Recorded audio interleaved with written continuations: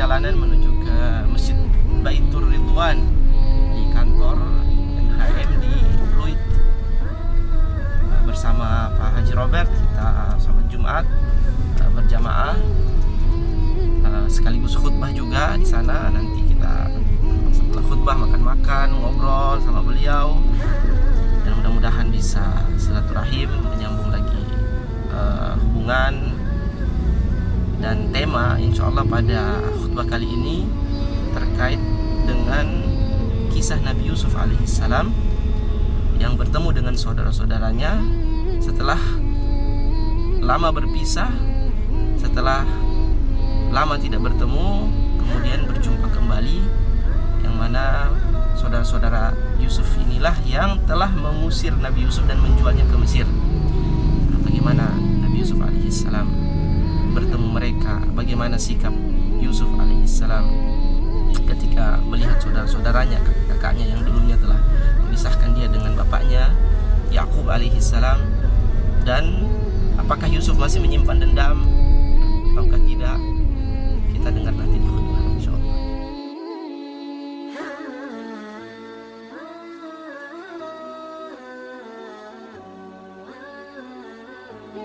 قالوا سنراود عنه أباه وإنا لفاعلون وقال لفتيانه اجعلوا بضاعتهم في رحالهم لعلهم يعرفونها إذا انقلبوا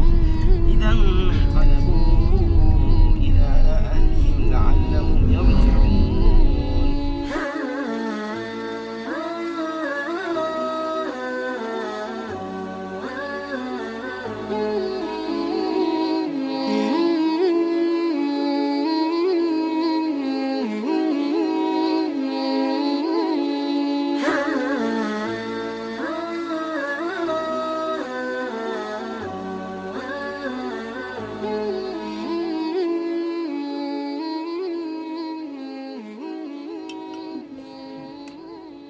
Assalamualaikum warahmatullahi wabarakatuh. Allahu Akbar, Allahu Akbar.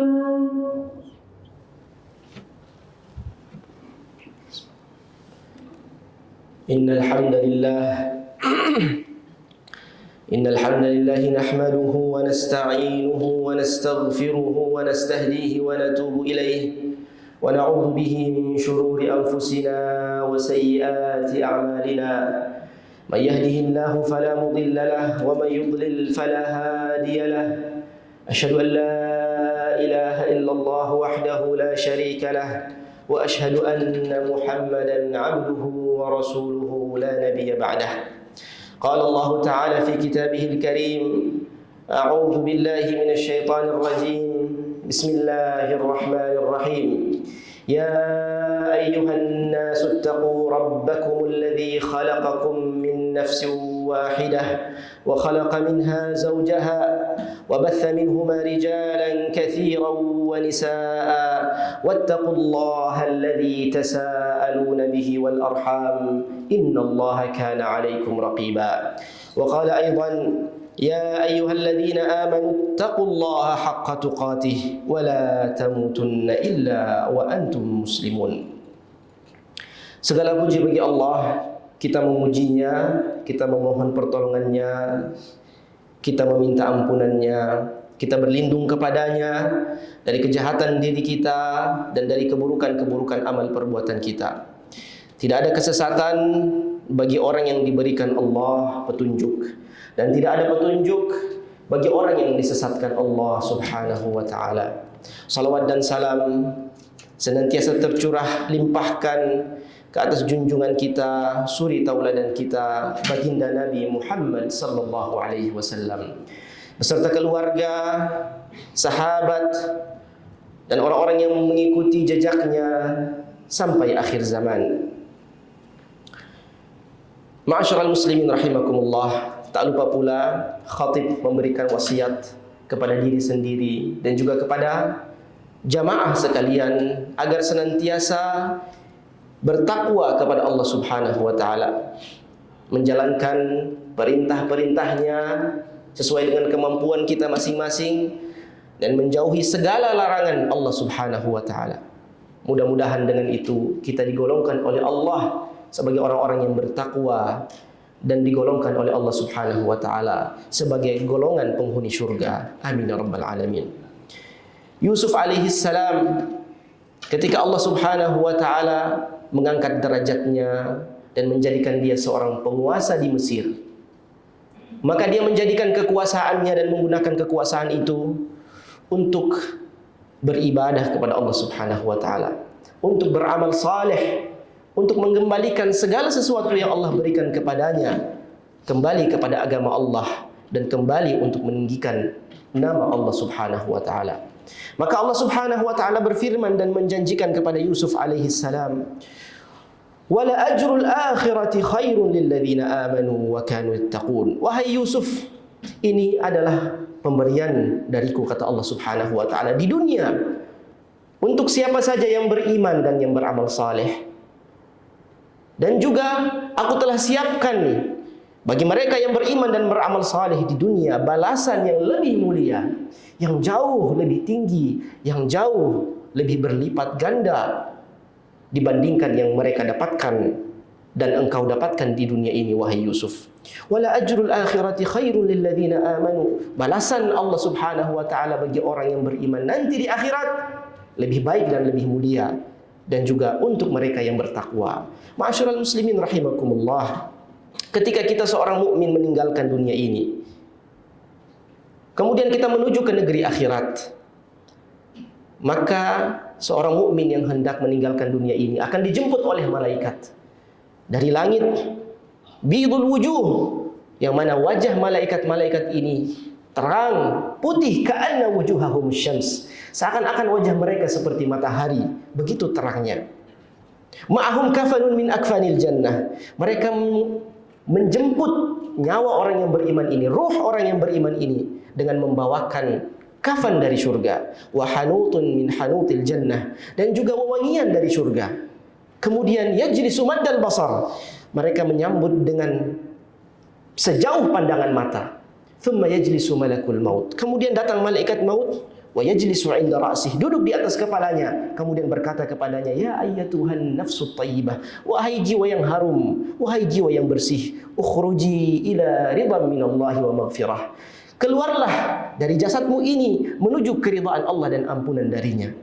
Fatakhruju ruhahu tasilu kama tasilul qatratu min fihi siqa, kemudian malaikat maut mencabut nyawa orang yang beriman ini dengan begitu halusnya, dengan begitu lembutnya, seperti air yang dituangkan dari cerek kepada gelas. Begitu halus, begitu lembut, tanpa ada suara sama sekali. Nyawa seorang mukmin dicabut oleh malaikat maut. Kemudian ditaruh nyawa itu atau ruh itu di kafan yang berasal dari surga dan dibaluri oleh minyak wangi dari surga. Kemudian malaikat maut setelah menyerahkan ruh itu kepada malaikat yang menjemput, kemudian membawa ruh itu ke langit. Semerbak seisi langit yang pertama, kemudian bertanya, seluruh isi langit bertanya, ruh siapa ini yang begitu harum dan begitu semerbak? Fayuqalu ruh fulan ibnu fulan, dan dikatakan kepada mereka, ini adalah ruh fulan. Disebutkan amal-amal salehnya. Ruh fulan yang ahli ibadah, ruh fulan yang ahli dalam puasa, ruh fulan yang ahli dalam salat, ruh fulan yang senantiasa menjaga silaturahim, ruh fulan yang senantiasa bersedekah. Maka disebutkan gelar-gelar dan sifat-sifat terbaiknya ketika di dunia. Begitu juga ketika sampai di langit yang kedua, disambut dengan begitu meriahnya oleh malaikat di langit kedua dan bertanya, siapa yang memiliki wangi yang begitu harum ini? Maka disebutkan dengan gelarnya yang tadi yang disebutkan di langit pertama. Begitu terus naik di langit ketiga, keempat, kelima, keenam. Setiap langit disambut oleh para malaikat dengan sukacita. Kemudian sampai di langit ketujuh menghadap Allah Subhanahu wa Ta'ala. Allah berfirman, "A'iduhu ilal ard." Allah berfirman, kembalikan dia ke muka bumi.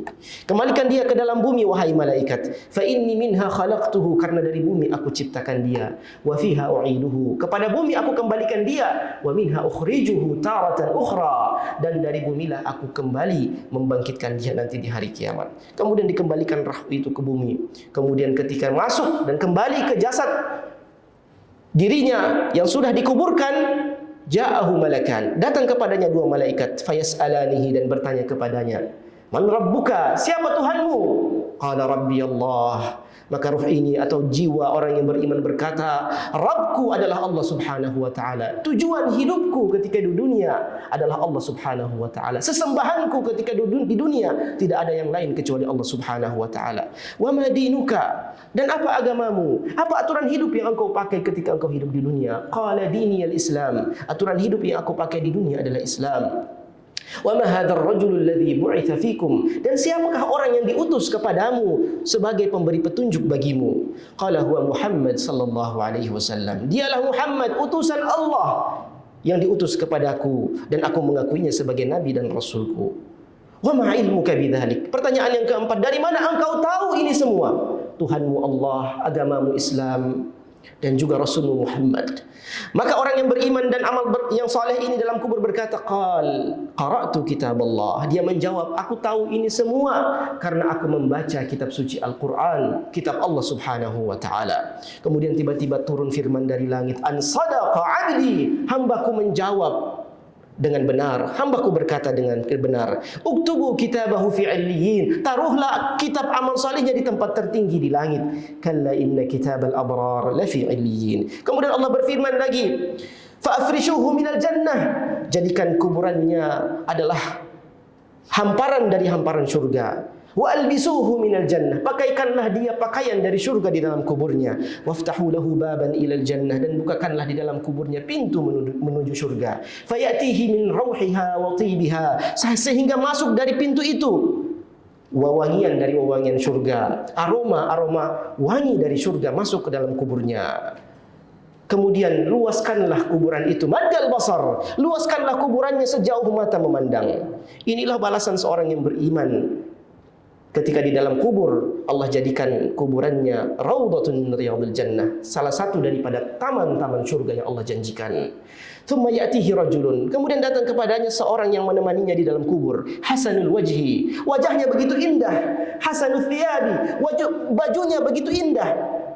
Tayyibur rih, begitu harum dan wangi orang ini. Kemudian orang yang beriman yang di dalam kubur berkata, man anta, siapakah engkau? Apa jati dirimu? Maka dia menjawab, lastu ghariban anka, aku bukan orang asing bagimu, wahai orang yang beriman dan bertakwa. Ana amaluka salih, aku adalah amal salihmu ketika engkau hidup di dunia. Sehingga orang ini pun menemaninya sampai di hari kiamat dan menjelaskan kepadanya bahwa tempatmu berada di dalam surga, berkumpul dengan keluarga, dengan anak-anakmu, dengan istrimu, dengan saudara-saudaramu, dengan siapa saja yang engkau cintai yang bersamamu dalam keimanan kepada Allah Subhanahu wa taala. Diperlihatkan kenikmatan yang begitu luar biasa di dalam surga yang jauh lebih nikmat dibandingkan yang dia dapatkan di dalam kubur. Sehingga dia berkata, Rabbi aqimis sa'ah. Ya Allah, kalau memang di sana tempat yang engkau janjikan kepadaku dan tidaklah aku masuk ke sana kecuali setelah hari kiamat, maka tolong ya Allah, hari ini juga tolong bangkitkanlah hari kiamat itu. Segerakanlah kiamat sehingga aku bisa berkumpul dengan keluargaku di sana, di surgamu ya Allah. Itulah balasan bagi orang yang beriman. Wala ajrul akhiratu khairun lil ladzina amanu wa kanu yattaqun. Dan dalam hadis qudsi Allah Subhanahu wa taala berfirman, a'dadtu li ibadiyas salihin. Aku telah persiapkan untuk hambaku yang beriman dan saleh, beramal saleh, ma la ainun ra'at, apa yang belum pernah dilihat oleh mata, wala udhunun sami'at, dan belum pernah didengar oleh telinga, wala khatara ala qalbi bashar, dan belum pernah terbesit sedikit pun dalam hati manusia kenikmatan itu selama mereka hidup di dunia. Itulah janji Allah bagi orang-orang yang beriman, wa kanu yattaqun, dan mereka beramal saleh ketika di dunia. Wa jaa ikhwatu Yusuf fadakhalu alaihi fa'arafahum wa hum lahu munkirun. Kemudian di saat masa-masa paceklik, di 7 tahun masa kekeringan ini pun menimpa juga Yakub alaihi salam fi ardi Filistin, di bumi Palestina, di satu lokasi, satu tempat yang bernama Al-Aranat. Di sana hidup ayahanda daripada Yusuf alaihi salam dengan saudara-saudaranya, Yakub dan juga anak-anaknya. maka mereka pun mengalami imbas daripada masa paceklik atau masa kekeringan.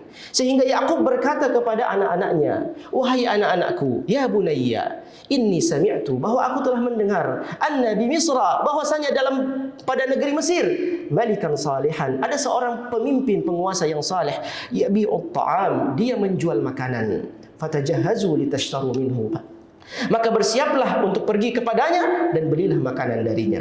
Mereka tidak tahu bahwa penguasa Mesir adalah saudara mereka sendiri, yaitu Yusuf alaihissalam.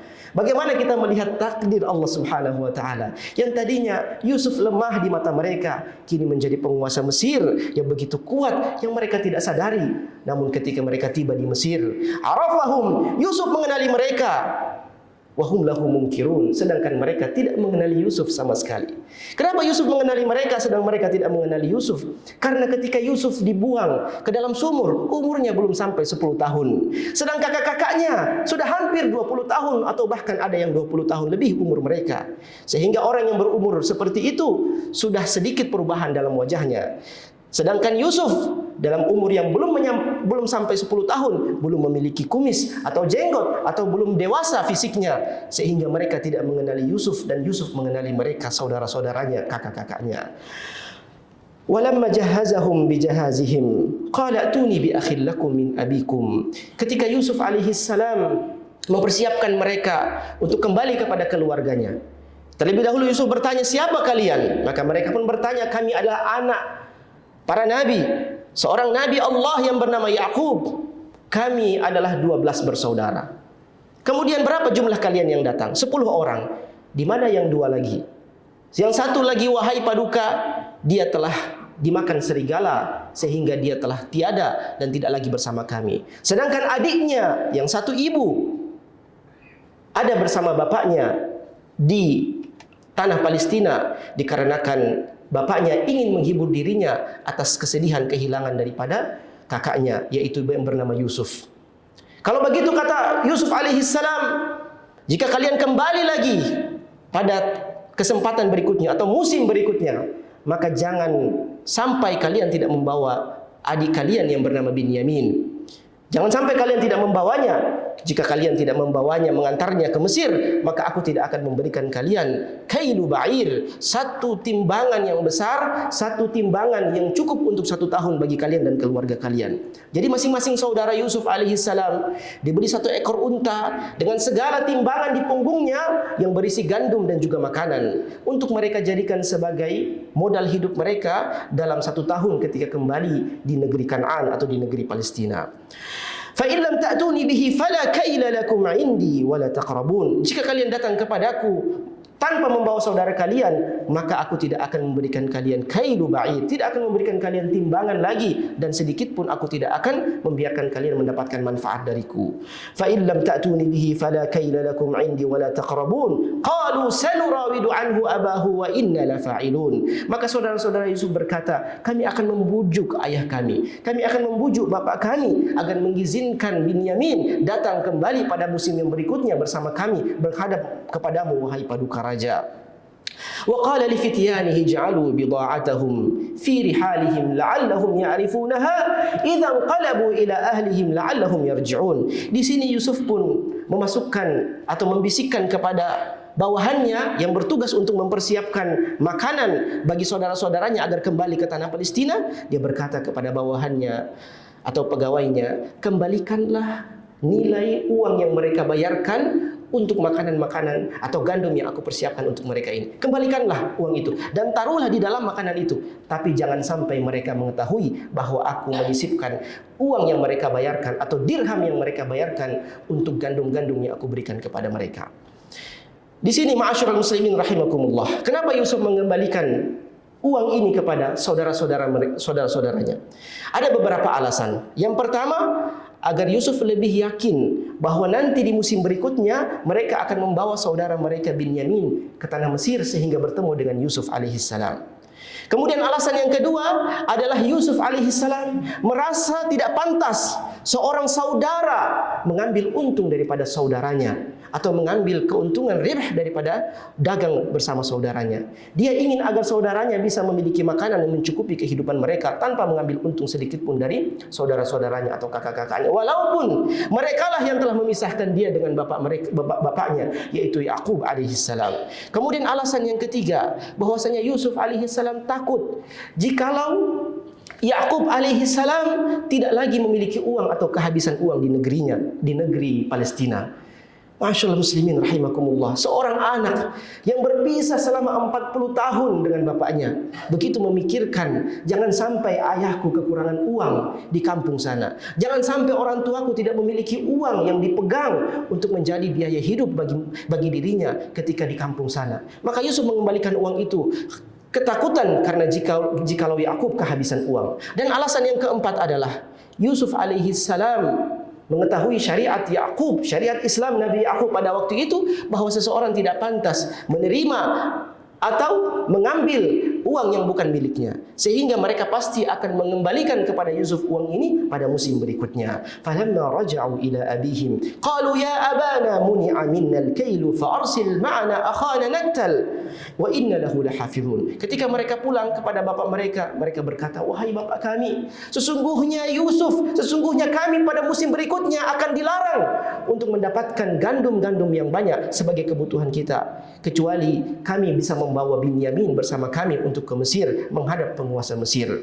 Dan kami berjanji kami akan menjaga Binyamin. Maka di sini Yaqub alaihissalam berkata, hal amanukum alaihi illa kama amintukum ala Yusuf.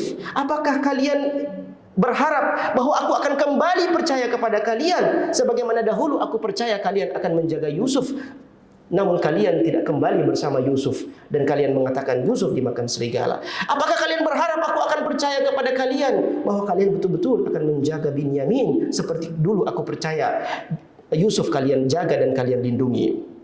Walamma fatahu mata'ahum wajadu bida'atahum ruddat ilaihim. Dan ketika mereka membuka gandum-gandum itu, ternyata mereka dapati uang mereka ada di sana, sehingga mereka berkata kepada bapak mereka, mana baghi, wahai ayahanda kami, apalagi yang kita harapkan? Begitu baiknya penguasa Mesir ini sehingga dia mengembalikan uang-uang ini, dan kita juga harus mengembalikan uang ini karena telah kita tukar dan kita jadikan sebagai alat untuk membeli gandum-gandum ini, wahai ayah kami. Dan dia tidak akan menerima kita jikalau kita tidak membawa saudara kita yaitu Binyamin untuk menghadapnya. Dzalika kailun yasir. Qala lan ursilahu ma'akum hatta tu'tuni mawthiqan minallah. Yaqub berkata, aku tidak akan mengutus Binyamin bersama kalian sampai kalian memberikan kepadaku janji yang teguh, sumpah yang teguh kepada Allah Subhanahu wa taala. La ta'tunnani bihi illa ayyuhata bikum. Bahwa kalian akan melindungi Binyamin dengan jiwa dan raga kalian, kecuali jika kalian dikepung oleh pasukan sehingga kalian tertangkap dan tidak bisa berbuat apa-apa. Maka di sini falamma atauhu mawthiqahum qala Allahu ala ma naqulu wakil. Saudara-saudara Yusuf kemudian berkata, kami berjanji wahai bapak kami. Maka di sini Yaqub berkata, Allahu ala ma naqulu wakil. Allah sebagai wakil, sebagai saksi daripada janji ini. Wa qala ya bunayya, wahai anak-anakku, la tadkhulu min babin wahidin. Janganlah kalian masuk dari satu pintu saja ketika kalian masuk ke negeri Mesir. Wadkhulu min abwabin mutafarriqah. Namun masuklah dari segala penjuru pintu. Carilah informasi karena aku memiliki firasat yang tidak baik pada diriku. Inilah firasat seorang nabi, firasat yang begitu tajam. Ada sesuatu yang direncanakan oleh penguasa Mesir dengan memaksakan Binyamin untuk hadir menghadap pada dirinya.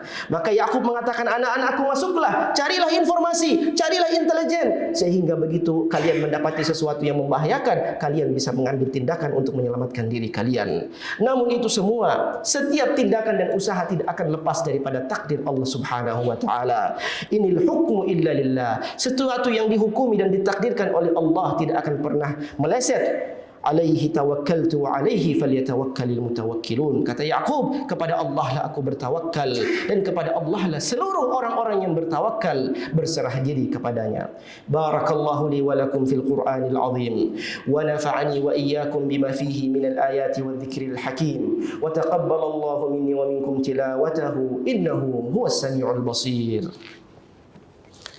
Allahumma salli ala sayyidina Muhammad wa ala سيدنا محمد.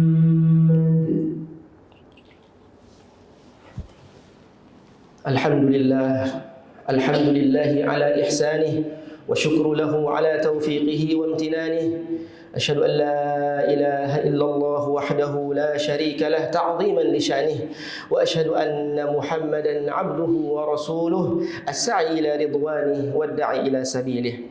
فاعلم يا عباد الله أن الله أمركم بأمر بدأ فيه بنفسه وثنى بملائكته مسبحة بقدسه، حيث قال الله تعالى في كتابه الكريم: أعوذ بالله من الشيطان الرجيم، إن الله وملائكته يصلون على النبي يا أيها الذين آمنوا صلوا عليه وسلموا تسليما.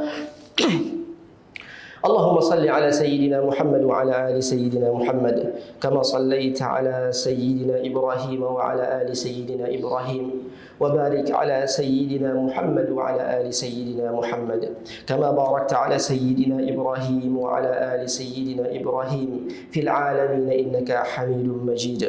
اللهم أعز الإسلام والمسلمين وأذل الشرك والمشركين ودمر أعداءك أعداء الدين يا قوي يا متين. اللهم يا محول الأحوال حول أحوالنا إلى أحسن الحال برحمتك يا أرحم الراحمين.